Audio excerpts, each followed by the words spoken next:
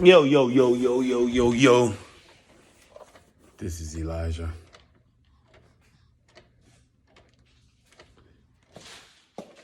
Destiny. You know her. Come see. So now there's two. There's two. I'm still here. Your co-host. The D of DNA. And Avery's still here. And we gonna be here. Right. Just letting people know. So, Friday night, we plant-based and I don't know why it needs that much spray. Slippery fish. For the seasoning to stick. Oh, well, we are chilling on Friday night. Seems to be a little rainy. Destiny, as y'all can see, Destiny is full on walking. Hey, Nike, come see. Come see. She's full on walking. I would say she has about 80% balance. 85. 82%, 0.3. But yeah, everything's been flowing. Avery decided to have this little man over here. I'll take that out your mouth. This little man right here, he came natural. All natural. Meaning, I think the word is induced. She, no pain meds, straight woman. Straight woman.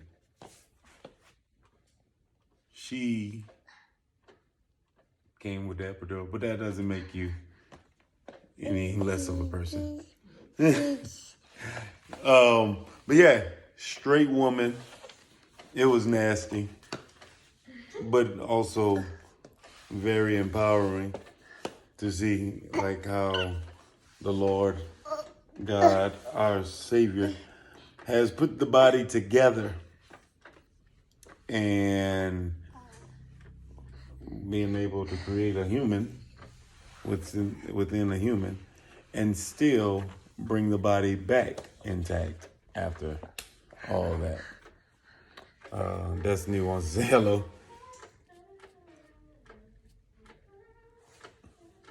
You gonna say it? You say hey to the people. Papa. Okay. We're working on a lot of different languages, reading books. So if y'all remember, one of our messages, what the world says, what we say, and what the word says. As far as one thing I always was told all around that you ain't gonna be able to enjoy your life and kids gonna take things away from you and yada yada yada. Ain't missing a beat. Actually, we turned up a lot more.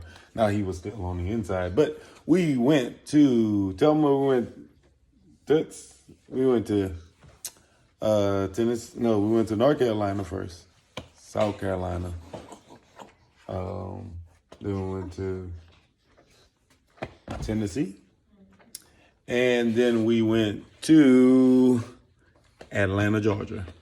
A good family road trip. Good family road trip. She'll catch the feedback or the later knowledge and understanding of all that she went through as a 1 year old or 1 years of age. But all in all, it was a good time. I guess it was a 2-year anniversary. I know the timing was, but we just celebrated a whole bunch of stuff. And what I learned, see, look, that's the 82.3. That's what I was talking about, 82.3 balance. But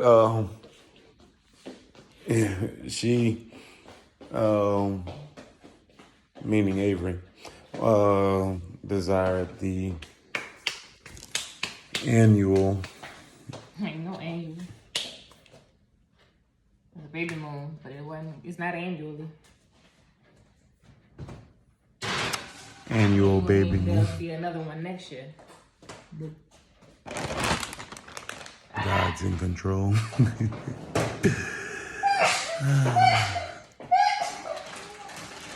You know, in the Bible it says, when you lie, there's always 3 sneezes to follow. No, it's actually the opposite. It says it's the truth. But yeah, so she had Elijah Iman. I wasn't giving him my middle name, even though my wife wanted or asked me to. No, he's his own man. But it's dope that he has the middle name Iman because it means in Hebrew, God with us. Just as Emmanuel means, but it's just a different spelling, I-M-A-N. So his name is Elijah Iman Perkins. And I am Drexel Amon Perkins, which I like my middle name too, because it has a lot of deep meaning, one being protector of wealth. Money coming. So yeah, it's a great thing. But I'll let her tell you more about the experience as she was hunched over, about to get into the tub, praying, moaning, and then he just came. We didn't even get in the tub. What? Hold that thought. But we was, but like what was like dope to me to see was that Avery had this baby. We got there, I think it was 11. No. 59. 8:52. It was 8:52 and Going at 9:22. at 9:22. So 30 minutes later. All right. Get out of your mouth, please. Now, Yeah. So, I mean, it was a very unique experience. I believe that early on in the pregnancy, when I decided to believe God to help me have him naturally, I mean, I really didn't have to ask for the faith. He designed me to be able to do it, so I just had to yield to it. Despite family and friends telling me I'm crazy for wanting to deliver him naturally. crazy. But I just didn't want to put the extra stuff into my body.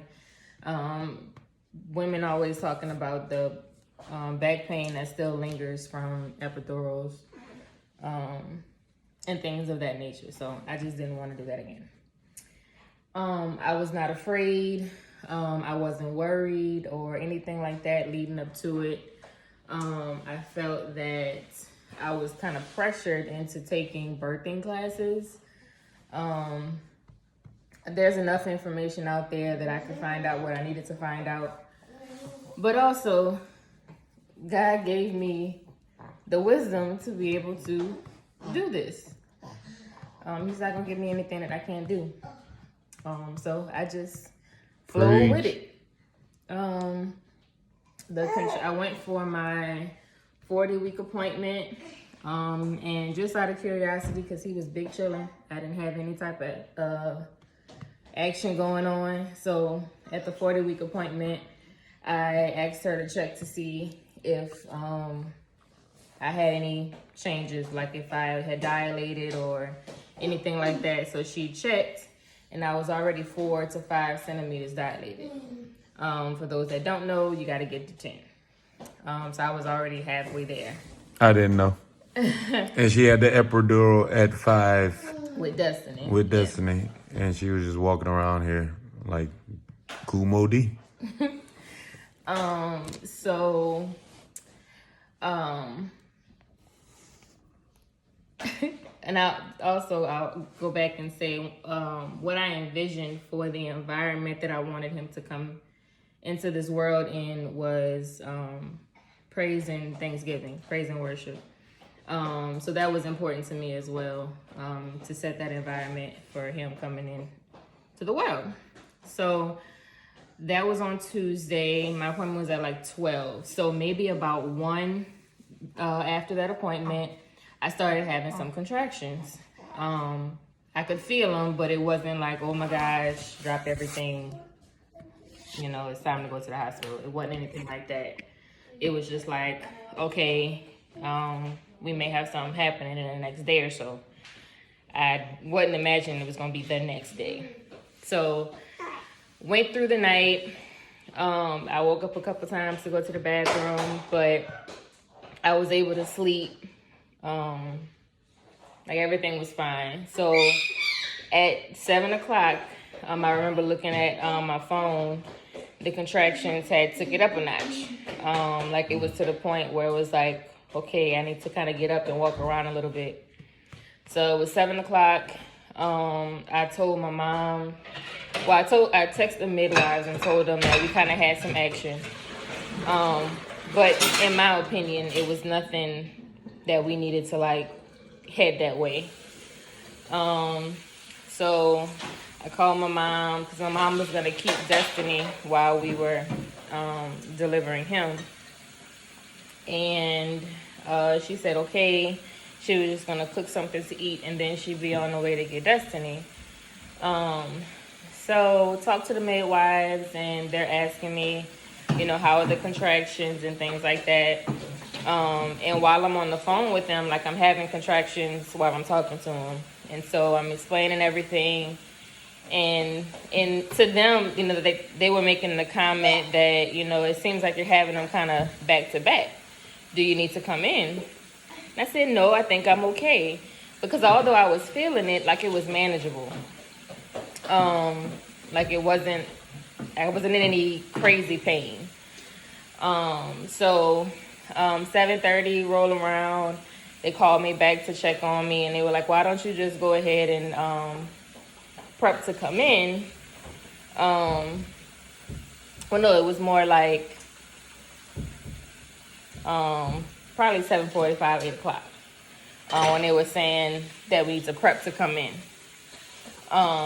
So, you know, preparing, my mom got here, got Destiny. And when my mom was here, I probably had 3 contractions in less than 5 minutes.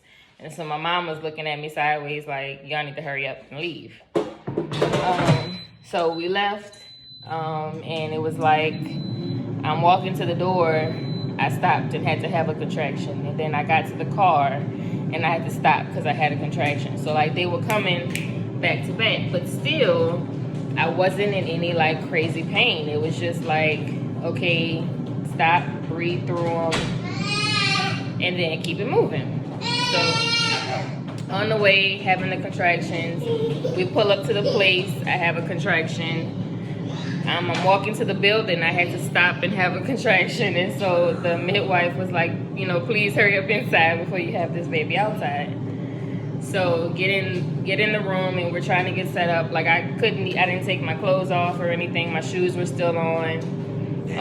They were putting I had an IV. So they were trying to get that. They were trying to get my blood pressure. Just the usual stuff to prep for delivery. And so while they're doing all that, I'm still having the contractions. I'm, you know, breathing through everything. Drexel put on the music, just like I wanted. I mean, all the way to the birthing center, I was listening to praise and worship. And I was just thanking God for the strength and the ability to, you know, bring his child into the world. The whole time I was just thinking, it's me and you, God, it's me and you. So they turned on the water in the tub so that I could get in the tub. So I was sitting on the bed waiting for it, and it was like, oh, well, you can go ahead and get in while it's filling up. So I go to the tub to get in. One thing that was giving me relief was if I was down on all fours.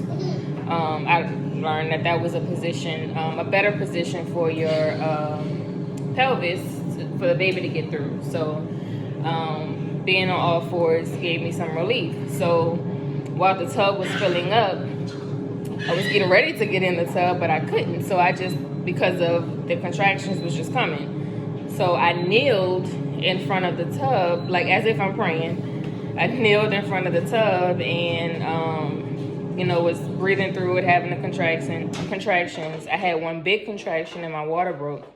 So Drexel went and got the midwife, and they came back in and they were like, why don't you stand up? So I was trying to stand up, and I don't even think I stood up straight. It was kind of like a crouch type situation, but she said she could see the head. So it was like one more push. Blood everywhere. And he was here. So it was a very intense, quick and intense process, but I mean, going through it in the moment, I knew it hurt, but it wasn't unbearable. Like I definitely can see myself. I don't want to do it any other way, but naturally. Honestly, I feel like I could do it at home. It was like this. Stop it. Everywhere. It was not. Bloody. But you also got to take into consideration, and this is just a warning for people who may be kind of to talking about blood and stuff like that. Destiny and Elijah are very close in age, meaning that my body was not fully healed from delivering her when I got pregnant with him. And one thing that I learned is your placenta doesn't go back to the same previous place if it hadn't had time to heal. So I can only imagine delivering him. There was a whole lot internally that was going on as well, which could be why there was the amount of blood that we saw, but it wasn't anything abnormal. 82.3. Right there. That's also something that Black women have to be mindful of, is preeclampsia. But that is nothing that I had or anything like that, so I wasn't worried about anything of that nature. So maybe baby number 3 we'll consider having at home. We'll see when it gets there, but I need a break. My body needs a break. But yeah, it was a beautiful experience. Kit Kat bar. It was a beautiful experience. As you can see, he is healthy as can be. Breastfeeding has been great this time around. That's her twin. So yeah, I feel like I'm healing a lot differently, I guess you can say, than after Destiny, because we were back home the same day. So he was born at like 9:22, and we were back at home by like 1 that day. Whereas with Destiny, of course, the standard I think is like 3 days or something like that in the hospital. Whereas with Destiny, I could have went home, but of course, you know, hospitals have regulations and stuff like that, so we had to stay. But yeah, it's beautiful to me to be able to have birthed him completely natural. You know, no assistance. You know, of course, he was right there holding my hand. I bit him. But he tough. He could handle it. Midwife basically just caught him. Yeah, I forgot where you bit me at. On this side. I needed something extra. Like, I couldn't squeeze enough, and so I just needed something extra to get me through. But yeah. That's why we're gonna tug on your ear. So yes, that's how it happened. That's the recap. Oh, mwah. But that ain't the end yet. Because so one thing, okay, we're gonna get to you. You gonna be mad at me. Destiny still desires food from anybody. And her mom just ate in front of her.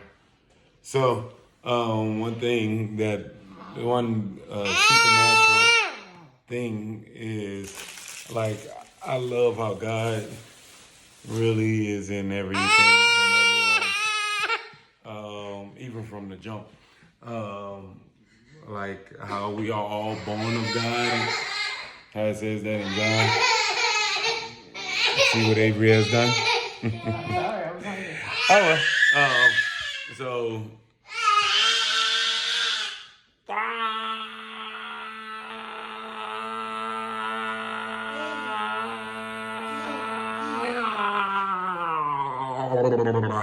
All right, so so one thing like God, it says in John 1 how we are all born of God. And so one major thing about God is love. And so whenever we brought Elijah home and stuff, Destiny, she patted him on his head real hard. Non-affected though, but she was just trying to touch what's new, see who this new person is, wake them up. But ever since then, like showing so much love and care, and not really seeing that or not really expressing that outside of just being held, to see how she shows that love and stuff towards her brother. And stuff is real fresh. It's real dope. It's a supernatural thing. And so we look forward to more and more. I love doing DNA. I look forward to talking about and showing a little bit of our life as we progress in life and in the glory of God. So it's real dope. And to see and look back on these and see moments like this. So she can see moments like this and be like, Dad, why'd you put me on there? Because you're Dutch. So, in all, this is DNA +1, +2, wherever he's at. We're gonna, so if you look back at the first DNA, you'll understand what that means. But hey, Drexel, Nike, Avery. Drexel, Nike, Avery. DNA. And what about Elijah? DNA E. It's like the electronic vehicle. Or DNA. Hybrid, that's what I meant. So, Danae. All right. So, until next time, send them out with love, tits. Ready? Mwah. Come on, we gotta do it together. Mwah. You didn't let it one go. more time. Ready? Mwah. Ah, girl. You gonna do it now? Come on, you ready? Mwah. Mwah. Your turn. Yay!